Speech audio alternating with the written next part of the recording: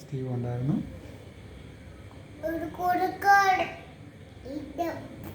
കുറുക്കനുണ്ടായിരുന്നോ? തൊണ്ട പോയോ? ഓക്കെ. കുറുക്കന് കൊണ്ടുപോയോ സ്റ്റീവിന് കൊണ്ടുപോയോ? പിന്നെ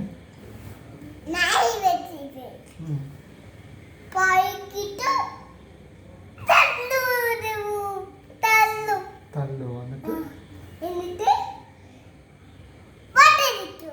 വണ്ടി പിടിക്കോ? എന്നിട്ട് ആണോ? എന്നിട്ട്